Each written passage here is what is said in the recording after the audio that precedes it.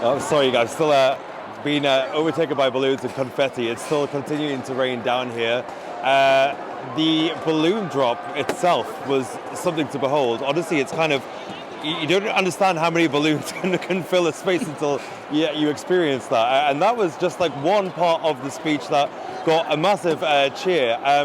Kamala Harris came out on stage. Sorry, guys, it's very loud in here. Also, the delegation from Minnesota, Tim Walz's supporters, are still making a lot of noise over to your right-hand side of the frame. They were the last ones to leave last night, and they are looking like they're going to be the last ones to leave again.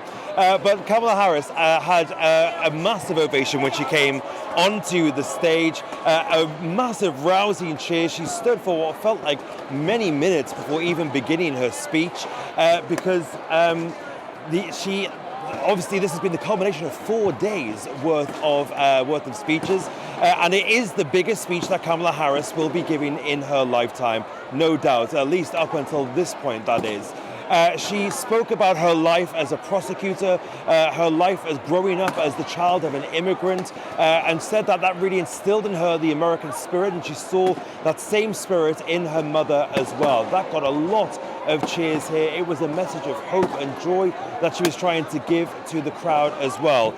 She also said that her mother belonged to the middle class, and she said that it was the middle class that she wanted to strengthen in the US. She says, "We know a strong middle class has always been critical to America's success, and building that middle class will be a defining goal of my presidency. This is personal for me. The middle class is where I came from." She then moved on to comparing herself to Donald Trump and saying what he would do for the country, which was raising taxes, putting tariffs on imports that would increase the cost of everyday goods for Americans. She also touched on reproductive rights. That, of course, have got a lightning rod issue here in the United States. The overturning of Roe v. Wade in 2022 has proved very unpopular, and every time it's been on the ballot, even in Republican strongholds like Kansas, it has always failed. So that is likely to be something which will sway voters in November. She said that Republicans trying to overturn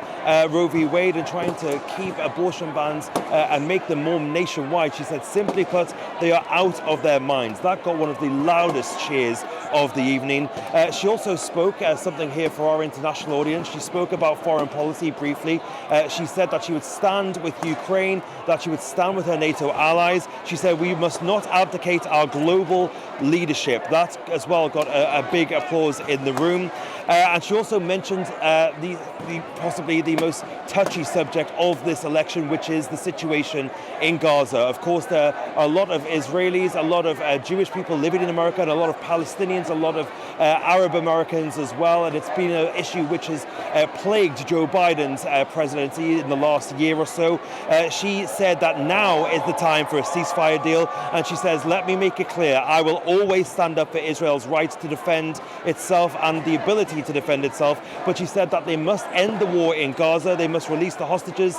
They must stop the deaths of innocent civilians living in Gaza. And she said she wants to give the Palestinians the right to self-determination and dignity. So a bit more of a strong tone in her words than we've heard from the rest of the administration. So a massive speech here from Kamala Harris, but also much more to come. She'll be riding this wave of momentum for at least the next week or so. We'll see that bump in the polls, no doubt, within the coming days, but then she also has to get down to the nitty-gritty and get down to the policy matters, which ultimately people will be voting on November 5th.